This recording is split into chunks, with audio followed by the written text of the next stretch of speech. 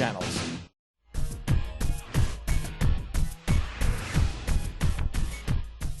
Welcome back to Technology Behind Business. Well, is the CIO on the way out as the CDO role comes to prominence? Research by Gartner predicting that 25% of businesses will have a chief digital officer by next year. So just how do the two roles differ and can they work together? Well, for more, I'm joined now by Andi Mann from CA Technologies. Andy, good to have your company there out of our Melbourne studio. I think start by telling us what the chief digital officer actually does, because I think people aren't too familiar with this yet. Yeah, the Chief Digital Officer is really an evolving role, very much focused around new digital channels to market and digital ways of engaging with customers. So we think about mobile technology, for example, social media, cloud computing. But we also think about some of the new capabilities, things like wearables, the Samsung Gear, Google Glass. There's a lot of different ways to get to your customers, talk to them, market to them and listen to them. And so the Chief Digital Officer is being charged more and more with taking ownership and driving these new digital technologies, not just the web, but all of these new types of digital properties. Well, Andy, we're hearing that this could supersede the CIO. What do you make of that? Oh, look, it's very possible. I mean, you know, CA Technologies has done research here in Australia that shows that around about 70% of businesses see digital as a very strategic part of their business. And somewhere around 45% of businesses are actually saying they already have someone in a senior executive role responsible for driving digital technology and digital opportunities. Another 15% or so are currently looking for someone to lead those digital capabilities. So this is very possible. I don't know that this is going to change the world for every CIO, but when chief information officers are not taking ownership of these new opportunities, they're not driving the business forward in looking at these new ways of doing business with their customers, then yeah, they may well be left behind. So do you think CDO will become a prime position in all businesses? Do you expect this to rapidly increase over the next, say, 12 months? Look, I absolutely expect it to rapidly increase. I've read other research that said that there was only one CDO in 2005, and that was with MTV. Now I'm talking to companies, you know, at CA Technologies, our customers in banking, retail, publishing, logistics, all sorts of different industries are taking on this role of the Chief Digital Officer. I expect a lot of business will continue to do that. It's looking to explode over the next 2 to 5 years, and as you said, Gartner is really predicting that 25% of businesses, I think here in Australia, potentially even more. What's the overlap with marketing, with the Chief Marketing Officer? That's a really important part of what the Chief Digital Officer is meant to do. We see, for example, that people are looking to marketing officers and CMOs to drive things like digital engagement for advertising, marketing automation tool sets, mobile app development, new ways of engaging with customers in mobile. Now, the CIO traditionally is running back office, data centres, systems of record, transaction monitoring, mainframe systems and so forth. So the CMO is asking the business to take on this new digital challenge. Now, the CMO is not a technology expert, so they're looking for someone who can be that.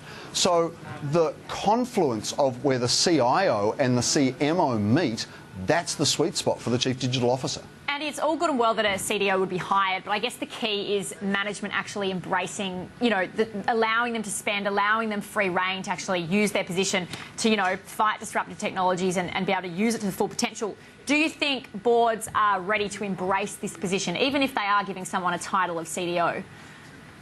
Yeah, I do think that some boards are willing to embrace this. I think a lot of companies have actually been slow to get onto digital. You see the startups really disrupting business in all sorts of areas, from publishing and media and many other places. And a lot of the traditional long-standing companies have been a little bit slow to adopt some digital. And so the boards have been a little bit slow and a little bit reticent. There's also a risk aversion, especially when we're talking about risk-averse industries, compliance-specific industries, healthcare, banking, finance, insurance, and so forth. So there has been some slow adoption. But you know what?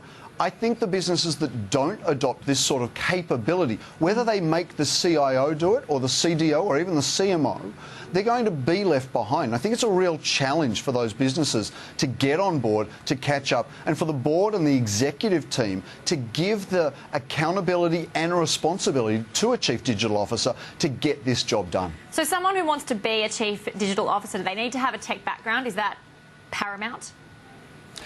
Ideally, yes. They need to have a blended executive background. They need to know marketing. They need to know the business. These can't be pure technology people.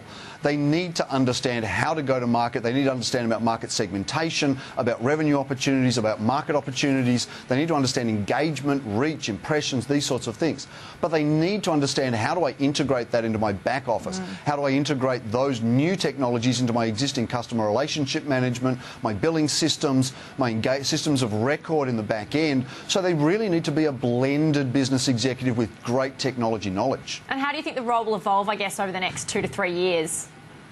Look, I think the role is going to become more and more important. We're going to see more of them being equal partners with the CIO and the CMO, reporting ideally to the CEO, so they've got that responsibility and they've got that empowerment from the board and the CEO to get that job done.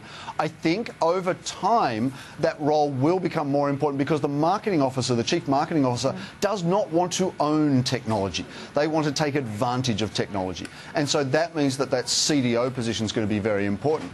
The other thing that the CDO and the CIO are going to have to work on is managing and securing all those new channels. When you're talking about going to market, and we heard today just now about exposures in mobile devices, we hear all the time about new devices.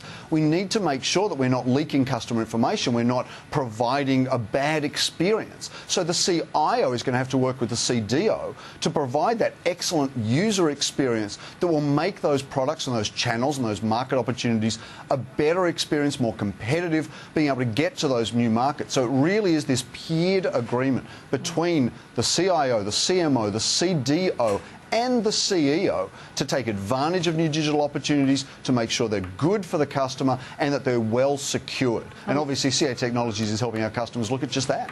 A lot of acronyms there. Thanks so much. We'll have to leave it there.